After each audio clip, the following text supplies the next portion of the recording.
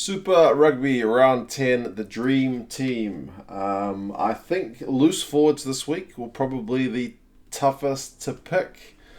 Outside backs equally pretty tough. You could even say midfielders, but yeah, I think still a few kind of key performers who really walked their way into the team, and some who I've had to decide between.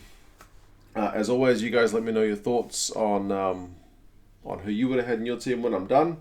And magnet update, I managed to find about 5 of my magnets, but not enough to do the full dream team. So still writing as I clean the house over the Easter break. Hope you all are having a good Easter break as well.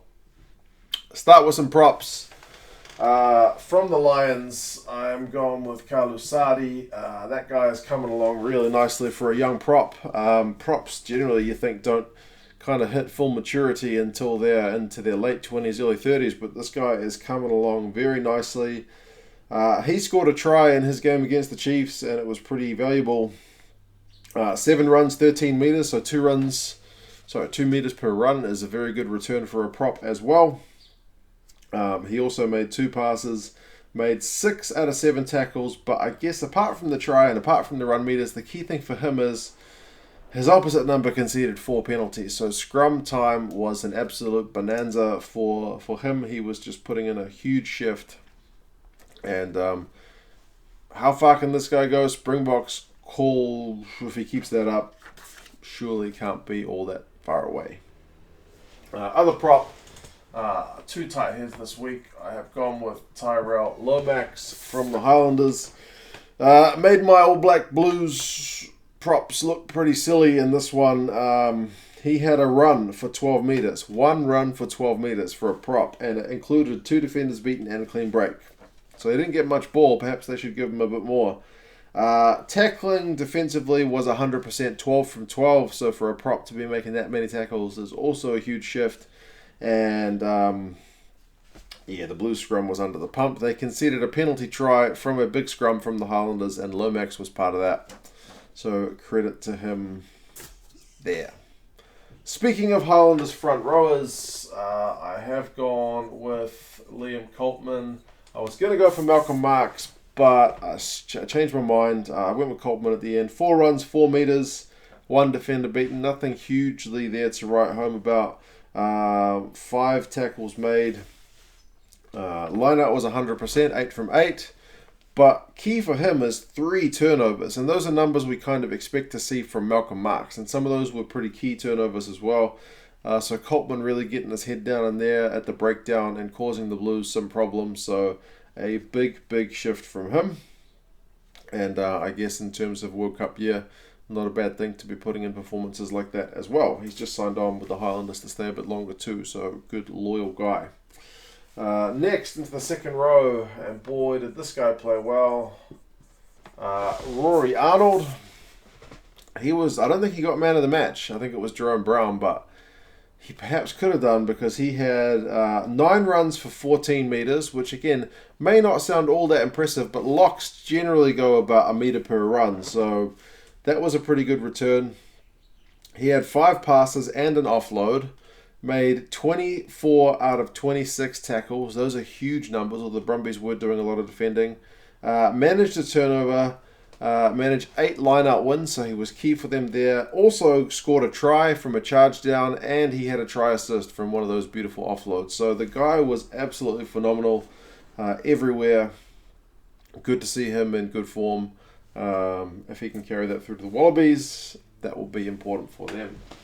Speaking of Wallabies, I've gone with Isaac Rodder as my other lock. So 2 Wallabies here. 6 runs, 6 meters. Remember what I was saying about locks who usually go about 1 meter a time? That was him. 2 defenders beaten, 3 passes. Made 10 out of 11 tackles. Also managed a turnover and also managed 2 line-out steals. So he single-handedly had a part in getting the ball back from the opposition 3 times, which for again for a second rower is a pretty big effort. So him and Arnold, very good performers this week. Although I must say, I think Arnold was my first name off the team sheet this week because he really was pretty phenomenal. Next into the loose forwards. Another Highlander, and this guy's been on my board a lot, is Shannon Frizzell. 12 runs, 32 metres. The guy wants to play in the World Cup, apparently. 2 defenders beaten and a clean break. Also scored a try, of course, because he was playing the Blues. 11 out of 11 tackles, 100%. Also managed a turnover. Also managed 7 passes. Also offloaded twice. The guy is having a very big season.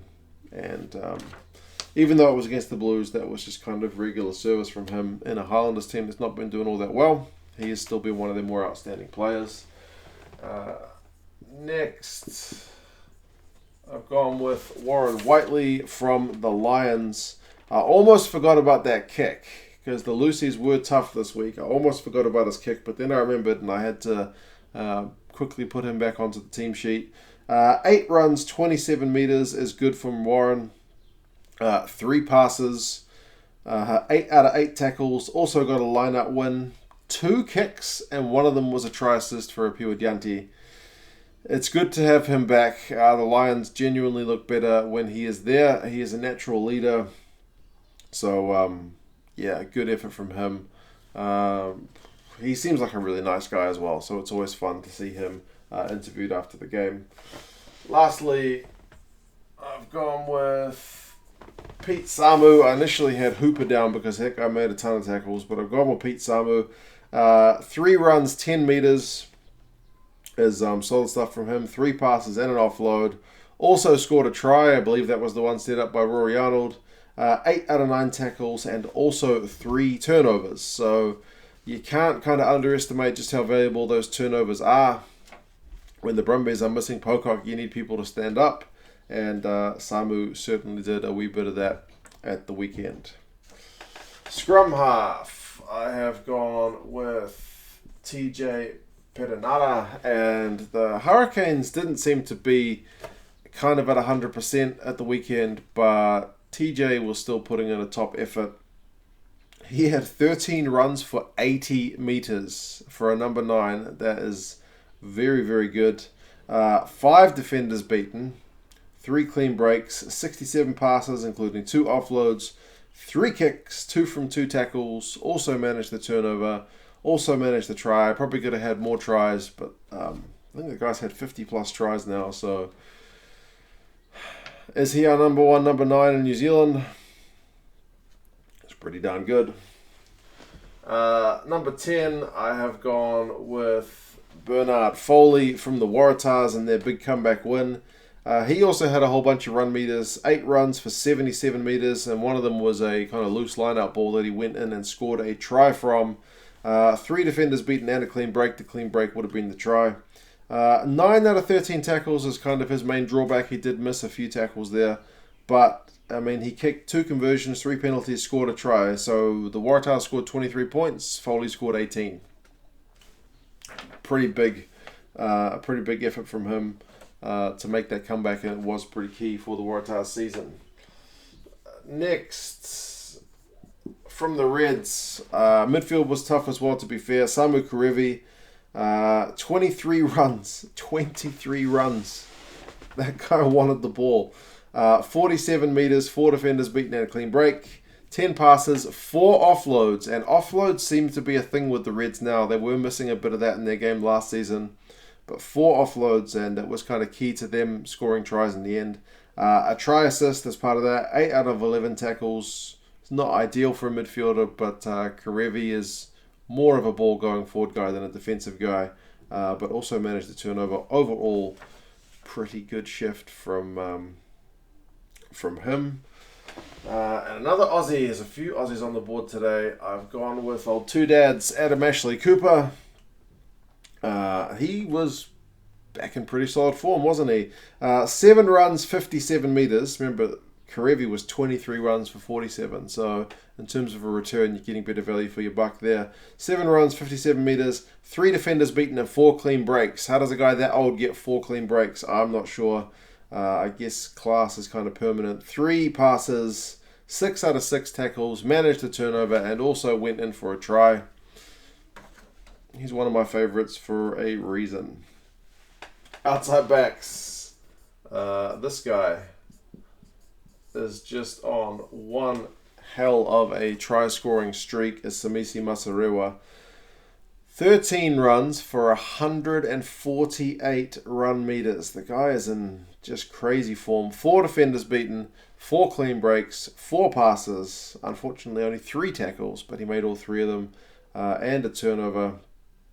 Scored 2 tries in a losing effort for the Sunwolves. He scored a lot of tries, man. He's having a very good season for the Sunwolves. So, much like Rico was in a hot streak for the Blues for a while, and he just kept scoring multiple tries every week. At the moment, that is Masarewa. Next, I've gone with Rhys Hodge from the Rebels in a losing effort. He still managed 10 runs for 80 meters, 4 defenders beaten, a clean break, and the clean break would have led to his try that he scored. He also had 2 passes, 4 out of 5 tackles. He kicked 8 times with that big boot of his and also managed a penalty. So a pretty good all-round shift from him. I guess that that Wallabies fullback conversation is a pretty interesting one now.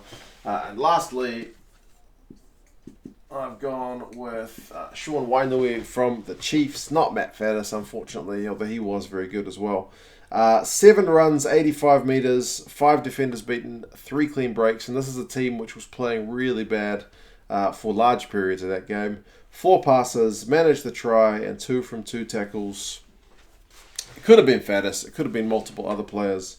But yes, those are my 15 for the week of round 10. You guys let me know your thoughts. As always, I am keen to see your lineups. I do read through those, and generally I don't disagree. There are a whole lot of good players out there in Super Rugby. It has been a very interesting season thus far. As I said, you guys let me know your thoughts. I'll talk to you again soon. See you later.